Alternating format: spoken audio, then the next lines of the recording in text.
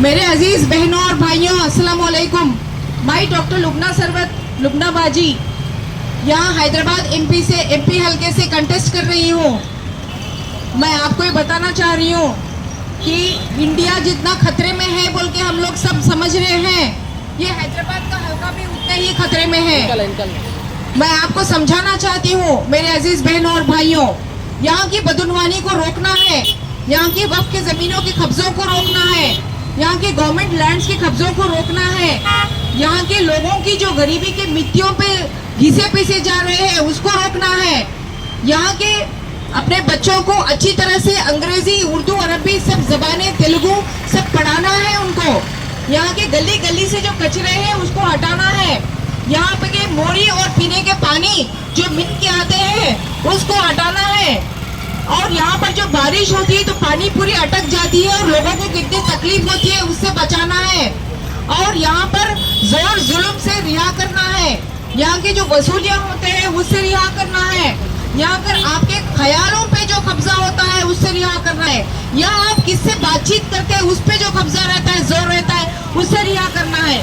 मेरे अजीज बहनों और भाइयों, ये डेमोक्रेसी है, डेमोक्रेसी में एमपी और अवाम एक जैसे होते हैं। एमपी इलेक्ट होते हैं तो अवाम उनको जो वोट देते हैं वो एक बराबर होते हैं।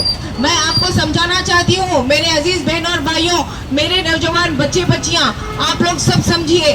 आप मेरे को सवेरे कोई पब्लिक बता रहे थे कि नोटा देने को सोच रहे हैं। मैं आपको समझाना चाहती हूँ कि आप जब अगर नोटा पे वोट देंगे, नोटा की वोट अगर एमपी की वोट से ज्यादा भी होंगे तो नोटा इलेक्ट नहीं होगा, क्योंकि नोटा शख्स नहीं है। नोटा सुप्रीम कोर्ट के इसके ऑर्डर्स है इसके ऊपर कि नोटा कोई शख्स नहीं है, लिहाजा नोटा को एमपी से ज्यादा भी आए तो भी नोटा को इलेक्ट नहीं हो सकता। जो भी एमपी को जब से ज्यादा वोट आते हैं वही इलेक्ट होते हैं। तो लिहाजा मेरी आपसे गुजारिश है कि आप नोटा सिर्फ क्या है, एक आपकी जो इजहार करने की बात है कि हम किसी भी कंटेस्टेड कैंडिडेट से हम खुश नहीं है। तो इस वक्त मैं आपके सामने एक कैंडिडेट के नाते मैं आपसे गुजारिश कर रही हूँ, अगर आप एमआईएम के कैंडिडेट को देखते हैं, बीजेपी के कैंडिडेट को देखते हैं तो आपको दिखता है कि दोनों ताने बाने में बहुत मस्त है।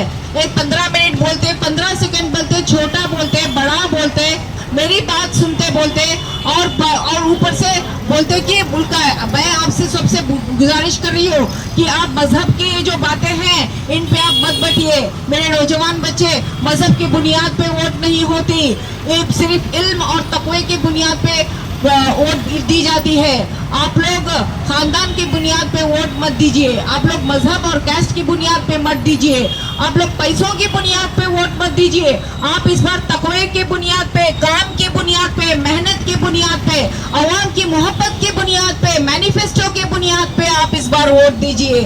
आप इस बार वोट की पावर इस्तेमाल करिए बदनवानी के खिलाफ। आप ये हेट जो फैला रहे हैं, ये जो डिवाइजन जो कर रहे हैं, ये मजहब की बातों पे जो खेल उछाड़ हो रही है, इन सभी के खिलाफ आप वोट डालिए। सिर्फ अवाम के मुद्दे अगर आपके एमपी बात कर रहे हैं, कैंडिडेट बात कर रहे हैं, जो आप अगर बैट की सिंबल पे सीरियल नंबर 19 पे अगर आप वोट डालेंगे तो सिर्फ और सिर्फ अवाम के मुद्दे रहेंगे, सब मिलजुल के रहेंगे, कोई मजहबी आप दरार नहीं रहेंगे। सब अवाम अच्छी तरह से वार्ड कमिटीज के जरिए पूरे मसाइल, और हमारे पास जो विजन है, प्लान है, जो इंग्लिश के सेल्स हम इंग्लिश में मजबूती की बात कर रहे हैं, हवा पानी की मजबूत कर रहे हैं, और मूसी को ठीक करने की, मूसी को क्लीन करने की, मूसी के एंक्रोचमेंट्स निकालने की, मीरालम में एंक्रोचमेंट्स निकालने की, शातिम तलाब गोल्फ कोर्स की एविक्शन करने की, ये सब की जो हम बातें कर रहे हैं, अच्छी हवा पानी की, अच्छी पानी मूसी में नदी में आने की,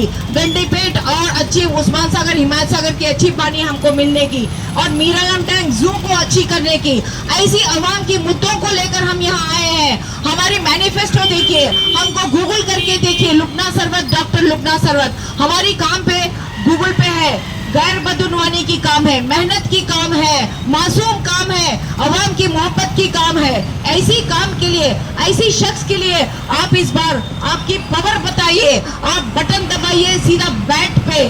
आप T20 की बातें सुन रहे हैं, आप टाइम पास की बात सुन रहे हैं एमआईएम से और बीजेपी से, आप उनको इस बार नकारिए। उनके पास सिर्फ डिवीजन है, वो सिर्फ दरार पैदा करते हैं और टाइम पास करते हैं अपनी बातों में। वो झूठ पे अपनी वो वोट पैदा करते हैं। वो 15 बातिल की झूठ बोले।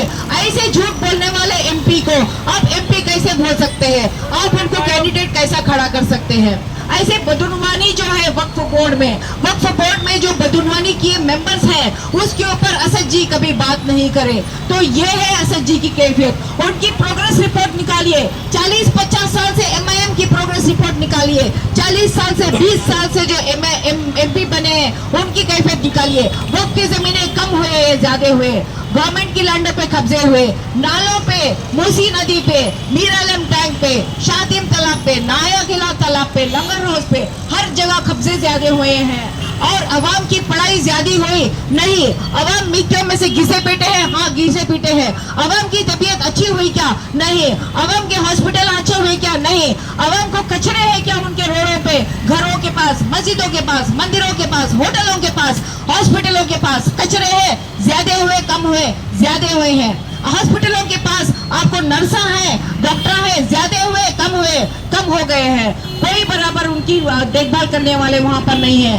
अवाम को क्या वो पहले से ज्यादा अच्छा महसूस करते हैं? नहीं। तो 50-40 साल लाइब्रेरी आपके ज्यादा हुए क्या? नहीं हुए। न्यूज़पेपर पढ़ने वाले ज्यादा हुए क्या? बुक पढ़ने वाले ज्यादा हुए क्या? अवाम को और क्या क्या तकालीफ है, उस तकालीफ को दूर करने वाले, उस तकालीफ के अगर अवाम के मुद्दों के जब आप एमपी से बात नहीं सुनते हैं और अवाम आपके मुद्दों को एक अपना मुद्दा समझते ही नहीं, तो ऐसे एमपी को आप क्यों रहने दे रहे हैं? वो तो अपनी बेइज्जती हो जाएगी कि अगर अपनी एमपी अपने को झूठ बोल रहे हैं, अगर अपने एमपी बदनवानी की वक्फ बोर्ड के अंदर मेंबर बैठे हुए हैं, बदनवानी के वजह से वक्फ बोर्ड एक बार बर्खास्त भी हुई है। इन सभी चीजों को सामने देखिए। गवर्नमेंट ये जो स्कूल यहाँ पर है, सब स्कूलों में यहाँ पर स्कूल्स भी गिराए गए, लेकिन यहाँ पर कोई तरक्की नहीं हुई है। मेरे अजीज बहनों और भाइयों, यहाँ पर हम एक विजन लेके आए हैं। हम पूरी हल्के को जिस तरीके से तरक्की लाएंगे, आप गूगल करके देख लीजिए, आपको मालूम हो जाएगा किस तरह हम यहाँ पर यूथ के लिए जॉब्स क्रिएट करने वाले हैं, स्ट्रीट इकोनॉमी बढ़ाने वाले हैं, यहाँ पर ग्रीन जॉब्स लाने वाले हैं, एनर्जी जॉब्स लाने वाले हैं। हम ऐसा तैयार कर देंगे, हम सब मिलके इस हल्के को, हैदराबाद के हल्के को पुरानी बस्ती नहीं बल्कि शाही शहर कहलवाएंगा। ये बस्ती चेवल्ला का हल्का और सिकंदराबाद की हल्का हमारी तरफ एक रोल मॉडल इस हल्के को देखेंगे। मेरे अजीज बहनों और भाइयों, इस बार आप मासूम काम, मोहब्बत भरी काम और मेहनत भरी काम को अपना वोट दीजिए।